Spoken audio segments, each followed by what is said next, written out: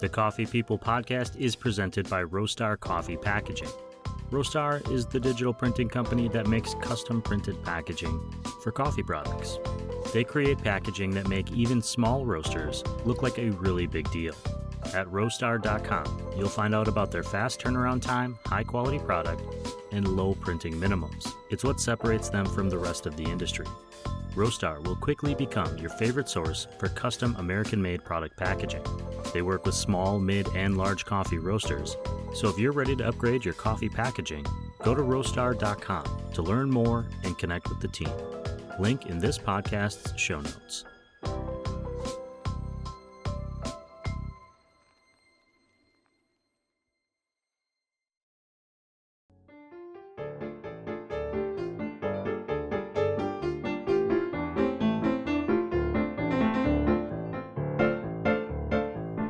Hey, good morning, everyone. Welcome back to the Coffee People podcast for a very special pop-in episode with the team behind Dean's Coffee, a pop-up iced coffee stand that has been serving strikers at the various Writers Guild Association picket lines throughout Hollywood and LA at large. I'm Ryan Woldt, and this is the show where I bring you the inspiring and entrepreneurial stories of coffee people. In part, thanks to our presenting sponsor, Roastery, the premier coffee packaging and printing company. If you're roasting coffee and you want to put your beans into a good-looking package or tin, really good-looking, check out roastery.com. And if you're just here for the podcast, Dean's Coffee is the brainchild of Andrea Alba-von Buren and Olivier Alerte. They've been showing up to caffeinate the striking TV, film, and comedy writers of the WGA, who've been on strike since May 1st. I recommend wherever you are, you make sure that you have a full cup of coffee. You're going to need it as we race through this very special pop-in, pop-up episode of the Coffee People podcast featuring Dean's Coffee.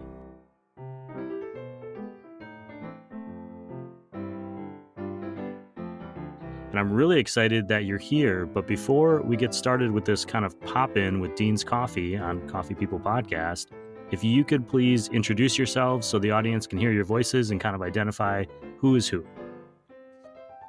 So I'm Andrea. Before Dean's Coffee came around, I was working as a writer's PA in a writer's room back in January. And after that job ended, I had a trip and then I was basically unemployed ever since. It was really difficult to find any writer's room jobs back then, just because of the nature of what's happening right now with writers, but also because since the strike was kind of looming over everything, the studios were not starting any writer's room. So I was very much unemployed when Dean's Coffee was born. My name is Olivier. I work as a non-union production coordinator. I usually do award shows and reality TV. So right up to basically when the strike started, I was doing that and then took a hiatus, as you can see, to help her out with the company. Very cool. And you both mentioned, Andrea, you were working in a writer's room, you were working in television. The people listening to this show may not know what's going on. The Writers Guild strike in Hollywood. Could you just do a quick, what is this strike? What is the strike? Why is it happening? And I don't need you to get into all the details and politics of it, but just who is striking and why is it affecting you now? Of course. So right now, the WGA is striking. This is the union for writers in Hollywood and basically all of the country. There's an East and a West branch. There's writers. There's not only writers in television. There's obviously feature writers and talk show writers and award show writers. So every writer is under that union. They had their contract was up in May with the studios, the AMPTP, which is the whole group of all the studios that work here in Hollywood. And they went into negotiations, and the writers had a lot of demands that are there to ensure that the writer as a career and as a job will remain a job rather than just like it becoming a gig, which is what the studios want. The negotiations fell through, and now the writers have been on strike since May 1st, I believe. And they're all striking to preserve the career of the writer in Hollywood. Obviously, there's a lot of demands and nuances to what is being requested and what is being denied, but this is not the space for that. But there's a lot of information on Twitter and on the WGA website as well. And I'm going to share some links on our newsletter and our website to some of that information and to your Twitter feed. So people can learn that on their own if they want to.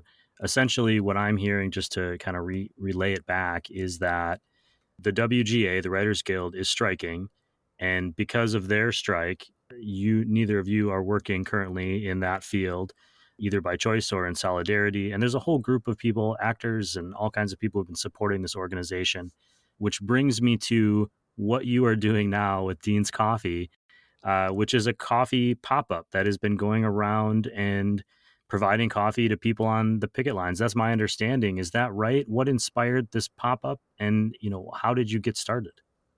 That is correct. Dean's Coffee is very much a pop-up. We do it out of my car's trunk, and we have a table set up to just kind of like receive customers. And every day we go to a different picket line, and we just serve iced coffee at the picket lines, nowhere else. The way that this came up was we were both very unemployed at the time. I was applying for jobs outside of the industry because, like you mentioned, because of the strike, there's no productions going on and there's no writers' rooms. So it's very hard to find a job right now. And I wasn't hearing back from any of these jobs. So I was going through it mentally, emotionally, I was feeling very financially insecure as well. And a lot of things happened for me to have this idea. But basically, first of all, writers love coffee. I was a writer's PA and I had to get coffee for the writers every single day. So I was able to witness firsthand, how much they like it and how useful it is for them. There was a lot of hot coffee that was going unused at the picket lines. And my thought was like, oh, well, because writers love iced coffee more. And then I had a friend at a picket line. He left to go get coffee. And then because he had to physically leave to go get coffee, he unfortunately got pulled over by a cop because he did an illegal U-turn. And I felt so bad that happened just because he had to go get coffee because there's no coffee that he wanted at the picket line. So then one day we were like talking and I just randomly said, wouldn't it be cool if someone sold iced coffee at the picket lines? And then Olivier heard that and he told me that's a genius idea. And so he started to look into it. And he came home the next day with an espresso machine that he had. And so he started to look into it. We started testing, seeing if we could make the drinks and stuff. And then when it seemed like it was a doable thing and it would not necessarily break the bank, if we made enough money to just pay what we had spent, we were like, well, let's give it a shot. Just a little project to see how it panned out. And we started and it took off really quickly. And we have been doing that ever since. Did either of you work in coffee at some point before this, or was this true? Like, this is all new to you as well? No coffee experience at all. This is all new to us. We liked coffee, but I don't have any barista experience from before. I have been like learning on this. And I like to say that I'm a fast learner. I just kind of like jump into research, jump into experimenting, practicing. And it took me maybe 2 days to kind of like learn the recipes. And now I can do all the drinks on the go without thinking too much about it. Wow, that is fast and impressive. Thank you. I love the idea of this because I can see an entrepreneurial hustle in it. Like, you saw a need, you have your own need. You're living in Southern California. It's not exactly the cheapest place to live. I live in Southern California. My brother and I were just talking yesterday about how housing occupies a little bit of our day every single day. We think about the future of our housing situation. So I'm very impressed that you were able to pull this together so quickly. What is the vibe like at your pop-up when you show up at a picket line? How have people been receiving you? What has the experience been like for you? So basically, every time we show up to a picket, and we never get tired of this phrase, but they always say, thank you for being here. Thank you so much for being here. Just that alone helps us get through the morning because we start early. We start at, we'll get to any location at like between maybe 7 a.m., 8 a.m., like well before the picketers come.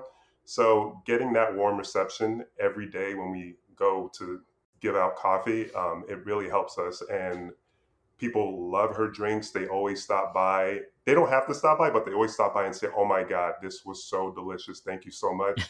Or they'll ask for another coffee drink. I mean, they should check their caffeine level, but no one here is judging. But yeah, the reception has just been so surprisingly, I don't know. I can't put it into words. It's just so nice to see people welcome us and not think that we're trying to, get something out of them. Sure. Well, I saw that you were doing iced coffee drinks, $4, and then I noticed more recently you were having people sponsor a day or sponsor a picket line event. What is that about? I noticed, I mean, some relatively well-known actresses like Longoria supported it one day. That's That's correct. correct. So how did that come about, the sponsorship, and what does that mean? Is that just like other people buying coffee for the picketers, or is there something more to it than that? Well, before we started, I think we did kind of like think like, oh, wouldn't it be nice if it became big enough that someone would want to like just pay for coffees for people? But we didn't like started like thinking like, oh, that's the plan, that's the business plan. It was just like that would be nice. But the first day that we started it, I posted it on my personal social media. I started the official Twitter and Instagram account of the business. And my boss from Gotham Nights, which is the show that I was doing before this, he saw it and he texted me and he said, I would like to buy 100 coffees. So, because he said, I know how hard it is to start a business. And so he just wanted to support me and he wanted to just Venmo some money so that we could just give the coffee for free. And I was obviously very touched and very emotional about it and was so grateful to him. And he did that immediately. That was within the first hour of our starting. Yeah. So then he did that and we were able to give it away for free. But then because that happened, I felt a little bit more comfortable now saying, posting and saying like, oh, if you want to sponsor some coffees, like that would be great. That's never like a must for us. Like we will show up and sell coffee on our own if there's no sponsorship. But, we started to kind of promote that idea because we started to see people interested in it. And basically what people do is we just charge for the coffees. You just basically pay for X amount of coffees. There's no other fees really. We don't charge for labor or anything because as much as we're doing this for our own sustainability, we're also doing it to help writers. So we're not here to like make ourselves millionaires doing this. We just want to be able to support the writers while also helping us out, pay rent and pay bills and all that stuff. So people just wait for the coffees and then we show up and give away free coffee. And if we run out of the free coffees, then we start to sell the coffees for $4 each, which people are happy to purchase. Very cool. Who is Dean? So Dean was my pet hedgehog. When we were deciding the name of the business and I was making the logo and I was like, I want the logo to have a mascot, like it has to have a concept. And Dean was my pet hedgehog. I have a photo of him on my desk. And I have a bunch of hedgehog things because of him. So I just looked at him and I thought it would be cute to have a hedgehog as a mascot because I don't feel like you see that often. So I brought it up to him and I told him, what if a hedgehog is the mascot and we just call it Dean's Coffee in honor of my pet hedgehog? And he was on board right away. So that's where the name and the logo comes from. And so now Hedgehog is the mascot of the entire company. Besides social media, is there any other way people are engaging with you? How can people listening to this find out more, find out where you are or support you, reach out to you? What's the best way for people to do that? Definitely our Twitter account and our Instagram account are the best ways. And then you can also find my personal Twitter linked on those two places. We are Deans_Coffee on Twitter, and on Instagram, we are Deans_Coffee_official on Instagram. And then there's a bunch of links there. There's information about the sponsorships. The best way for people to support us is, following us and spreading the word is great, just for people to be aware about us and just we have a wider reach. And then if they have the means and they feel inclined to, they can definitely reach out to us about sponsoring a few coffees. Our minimum is just 50 coffees, which is $200. If they want to just give a little bit, like we can arrange for that, we can discuss it. That's just the minimum for us to show up to a specific picket. But if they just want to be like, I have had someone come over and be like, I'm gonna send you $100 to like give away some free coffees right now, and we'll welcome that. And so they will send the money, and then we tell people we have some free coffees to give away right now, so come get one. So those are some of the ways to support us. Just following us. But right now, especially because I feel like right now is more about awareness because so many people are so nice and so generous with their sponsorships. We are blown away by it every single day, every time we have someone reach out to us to sponsor coffee. You mentioned the picket line. You're not in the same place every day. So how do you decide where you're going? Is that part of that deal? And how do I find out I want to ice coffee this morning and support this endeavor? How do I find out where to go? So every Sunday, we post a schedule. And so it will say where we're going to be each day. We also post the morning off so that people are reminded that where we are at. The way that we decide that when we started, we just see what special pickets were going on at the studios, and we would be like, oh, this picket looks interesting, or we like the theme of the picket, so we would show up to that one. Now we have so many sponsorships that now people will sponsor for a specific picket, so that's how we decide where we go. So, like for example, next week I think we are almost fully sponsored the whole week, so they have already basically made the choice for us, because people will say it's usually WGA captains, WGA coordinators, or for example, when Eva's company was sponsoring, they told us we want to sponsor coffees for the Selena Picket. So then they tell us where to go and we show up. And if we don't have any sponsorship, we just look at the list and we make a decision on where we want to go. Definitely on Instagram, I will pin the schedule to my Instagram page. And then on Twitter, every Sunday I post it. And then we just remind people every morning. Yeah. What happens if the strike ends tomorrow? Then what? Do we still do Dean's Coffee? Do we go back to work somewhere else? What's the plan? We've definitely talked about this a few times. Like, if it ends tomorrow, I know a few people have already reached out saying, oh, when we get back to, our regular jobs at the studios, like, we would love to have you guys come over and do like a wrap gift after our show ends or stuff like that. So there's still interest in us. We haven't really come up with a solid, plan for Dean's Coffee after, but we have started a conversation. I'm assuming, and I'll just expand that a little bit further, that you had other career plans. You were pursuing a career in Absolutely. writing and in television and film, whatever you're doing. So I assume that just over 6 weeks, that hasn't gone away. So there has to be some conflicting emotion about what you're doing now.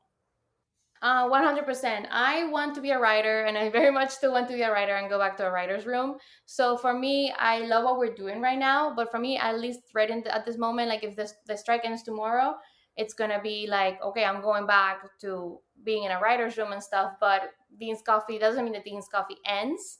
It would I think it would still remain alive, even as a side hustle thing or like an event thing that we can do during the weekends or every once in a while. If we have talked about the fact that, projects end, like shows end. So then if we find ourselves unemployed at the same time, then that can be like a moment to be like, okay, let's do Dean's Coffee while we find the next job kind of thing. Whether or not Dean's Coffee because I feel like right now Dean's Coffee is doing great at the picket lines. I don't know that translates to real life success after the strike ends. I'm imagining some sort of like a hedgehog light that gets shined in the sky when you're both unemployed. So we're going back to Dean's. I'm part of the IATSE union. So if definitely next year, if there's an IATSE strike, we're like, Dean's Coffee's coming out like Batman. We will be there. When this is all over and you have time for yourself, you go out, you buy a cup of coffee for yourself at a local coffee shop. What do you order? I am a chocolate girl, so every time I go to a coffee shop, I always order some kind of mocha, whatever chocolate drink they have to offer coffee-wise, that's my go-to. For myself, it would have to be a cold brew, just black cold brew, or an iced matcha latte with oat milk. Both good choices, especially for the summer. Yes. Forgetting about coffee for a second and thinking about your future careers, if you could say, when this strike is over, I get my dream job, what was it that you were working towards? Well, I was a writer's PA, so that was my first writer's room. So that was already for me a little bit like living the dream. Even though writer's PA is not the most glamorous job, but just being in the room felt really great. My next step was I just wanted to be a writer's assistant and just to kind of like, I'm all for like paying my dues and climbing the ladder. If I got staff tomorrow, I would also be happy about that. But I'm more than happy to do my assistant days because there's so much to learn just from those positions and just being able to witness the magic that happens in a writer's room. Long term, I would like to be a showrunner someday, make my own shows, bring all those stories to life. What about you? For myself, I always wanted to be a line producer. So I've been trying to work towards that by hopping off different shows and going into like reality television or like award shows or maybe one day scripted. So yeah, I would really like to line produce one day, and I feel like gradually climbing that ladder. getting a lot of life experience as we go on too. And yeah, and I'm happy where I'm at right now. I'm happy with Dean's Coffee. But when we get back to our regular lives eventually, hopefully sooner rather than later, yeah, I'll just keep working towards that. I hope sooner for you as well. 6 weeks already feels like a really long time for a strike to me. It feels like the pressure is building. We got to get something done. Yes. Yeah. What did I miss today? Is there anything that you wanted people out there to know about Dean's Coffee or about yourselves or anything else that we should share? You didn't miss anything. You were absolutely wonderful. But I wanted to take the opportunity just to feature, we're not the only people doing something nice for picketers. There's other people doing a lot of efforts out there to help. And I just wanted to highlight a couple of them because there's someone called Yes Moores, and she has a pizza fund. So people that have the means, they send her money and she uses that money to buy pizzas for the picketers. And that has been the launch of many picketers at many picket lines. We have seen it firsthand. So if anyone wanted to help her out with that or volunteer to take pizzas to the picket lines, her Twitter is Chess Moores. And then there's someone else called Joelle Garfinkel, and she runs the Green Envelope Grocery Aid, which they give away grocery gift cards to writers and support staff in need. They have given away so many gift cards already. So that's another initiative that's going on. These writers and support staff are taking, so much time out of their day and so much effort, but just to help all others. So Joelle's Twitter is Miss Joelle Garf, if anyone wants to check her out. And so those are two initiatives that people could support as well as ours. By the way, we don't benefit from any of those things, but those are people that we also see on the picket lines helping out. And it's been so gratifying to see everyone kind of come together and the writer community just help each other out, including people who are not even on strike, like the support staff and all the IATSE members and all the SAG-AFTRA and DGA members who are out there in solidarity with the writers. Well, I commend you for taking on the challenge and for getting it together so fast. As someone who's worked in a lot of startups and a lot of businesses, it always takes way longer than you think. And you guys just said, nope, we're doing it. We're starting. I'm going to get an espresso machine. We're starting tomorrow. Congratulations to you both. Thank you for taking the time to be on this show. And I'm going to share all those links and we'll see how we can support as best as we can. That's so sweet. Thank you so much, Ryan, for having us over. Thank you, Ryan. It's been very fun.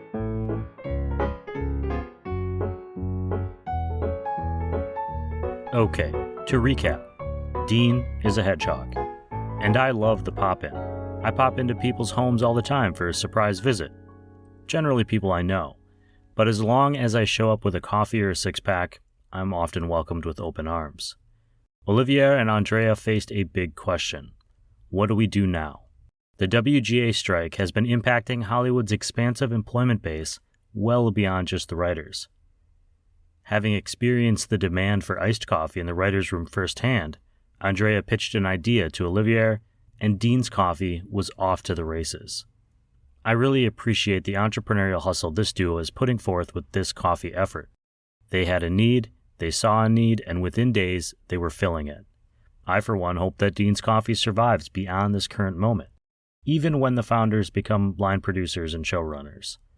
The most important takeaway from the episode is that the writers love Dean's Coffee, and there's a real sense of community on the picket line.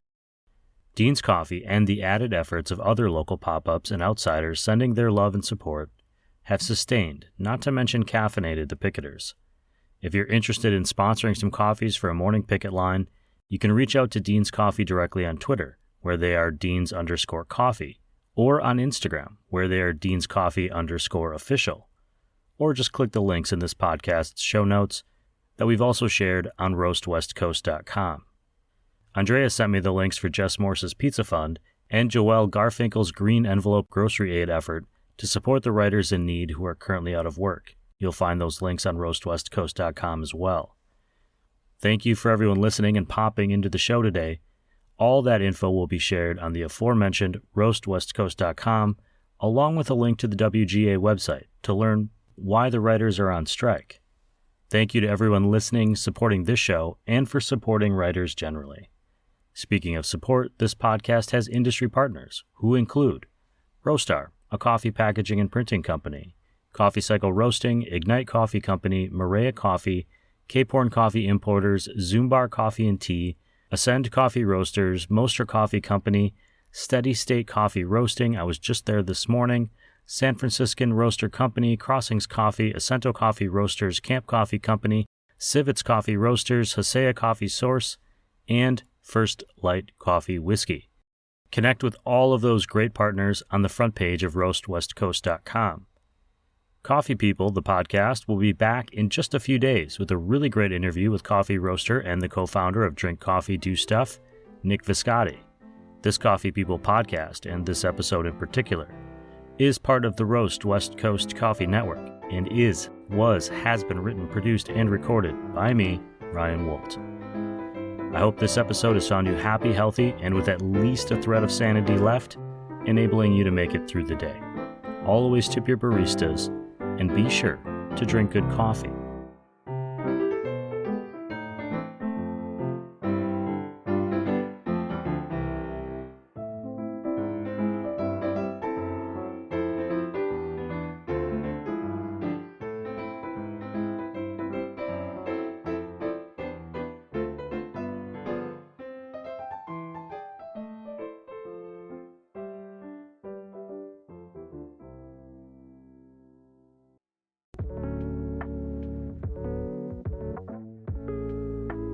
Hello, all you coffee drinkers out there. If you are in the early stages of your coffee journey, we want to support you. Season 2 of the Coffee Smarter Education podcast is now underway.